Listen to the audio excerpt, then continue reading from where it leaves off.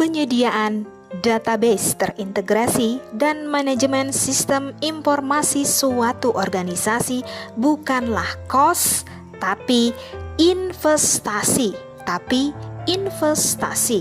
Oleh Wi Super Admin Simfoni 5 Mei 2022. Saudara, apa yang terjadi sehingga harga minyak goreng atau vegetable oil melonjak naik sejak akhir triwulan pertama tahun 2022? Dengan mengesampingkan perang Rusia-Ukraina, dalam kanal YouTube-nya, Profesor Renal Kasali menyebutkan bahwa penyebab lain memburuknya situasi perdagangan minyak goreng adalah akibat lemahnya pengelolaan database dan sistem informasi perdagangan. Sehingga dengan mudahnya mafia perdagangan masuk ke dalam ceruk kosong yang lemah tersebut dan dengan segera mengisi celah sempit tadi hingga berubah menjadi ngarai menganga tempat gerombolan mafia pangan bermandikan keuntungan di tengah penderitaan rakyat yang kesulitan mendapatkan minyak goreng. Bahkan pula pada akhirnya rakyat justru harus membayar lebih mahal daripada yang seharusnya. Padahal kenyataannya Indonesia merupakan produsen minyak goreng terbesar sejak tahun 2006. Luar biasa. Di lain pihak, terkait lemahnya sistem informasi dan database adalah pada setiap kali sebuah organisasi harus dihadapkan pada sebuah pilihan untuk segera mengambil keputusan dan kebijakan. Namun, keputusan dan kebijakan ternyata tidak dapat diambil dengan cepat dan tepat karena kedua hal tadi masih sangat lemah dan berantakan. Demi terhindarnya dari hal tadi, maka Dinas Perkebunan dan Peternakan Kabupaten Tabalong sebagai sebuah organisasi yang merupakan pelayan publik, wajib hukumnya untuk membangun database yang terintegrasi dan manajemen sistem informasi sebagai wujud pelayanan publik dengan basis digital atau smart services.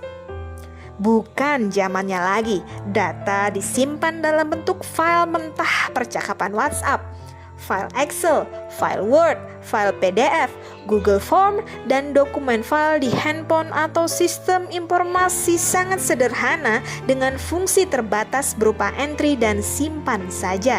Sehingga ketika muncul pertanyaan dari pimpinan, stakeholder, dan shareholder pada saat situasi tertentu, pimpinan organisasi seringkali dengan panik mengutak-atik HP, mencari file data, atau sibuk menelepon bawahannya meminta kiriman data yang ternyata datanya tidak up to date dan bahkan tidak dapat dipertanggungjawabkan serta berubah-ubah akibat tidak adanya sistem pemantauan data. Atau di lain waktu, sebagian data hilang akibat adanya mutasi pejabat atau pergantian petugas pengolah data. Jadi, bukanlah hal yang harus dipertanyakan lagi. Perlu dan harus dibangun sebuah sistem informasi serta menjadikannya suatu terobosan yang lebih maju lagi. Sistem informasi yang dimaksud di sini adalah sebuah aplikasi yang dibangun dengan model, fitur, dan kemampuan otomatisasi evaluasi dan analisa data yang cepat, tepat, dan akurat, sesuai dengan keinginan dan kebutuhan organisasi pada zaman sekarang.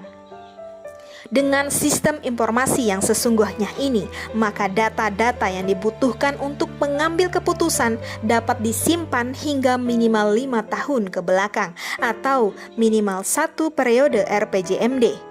Bahkan jika memungkinkan, perlu disediakan lebih jauh lagi hingga ke 10-20 tahun ke belakang atau 2 hingga 4 periode RPJMD. Sehingga tren atau sifat suatu komoditi atau hal-hal yang membatasinya, misalnya penyakit dan penyebab lainnya, dapat diramalkan dan diprediksi dengan mempelajari tren yang terjadi.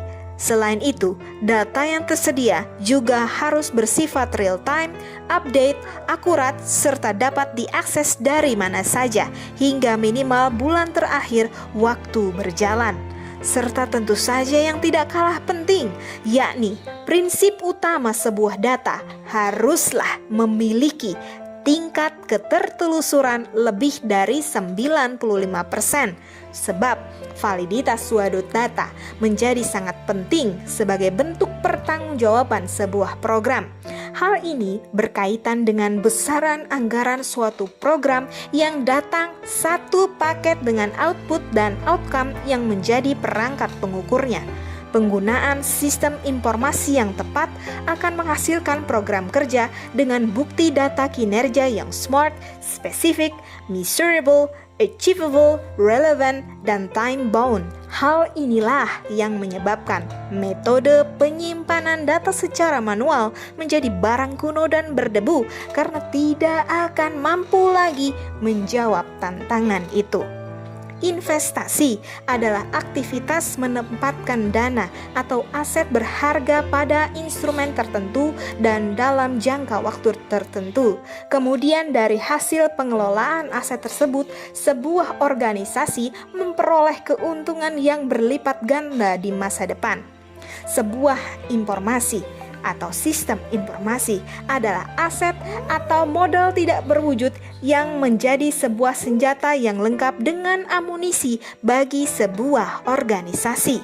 Sistem informasi mampu mengurangi dan meminimalisir risiko sebuah organisasi dari pengambilan keputusan yang keliru. Sistem informasi menjadi nilai tambah bagi suatu organisasi, karenanya ia menjadi mampu mewujudkan dan menjelaskan nilai sebuah data kepada siapapun yang memerlukannya. Sistem informasi akan membuat sebuah organisasi menjadi lebih mengenal dan mampu mendefinisikan sembari mengukur kekuatan dirinya dan organisasi tandingannya, sehingga dengan mudah dapat menawarkan kelebihan dan keunggulan yang dimilikinya kepada para calon investor.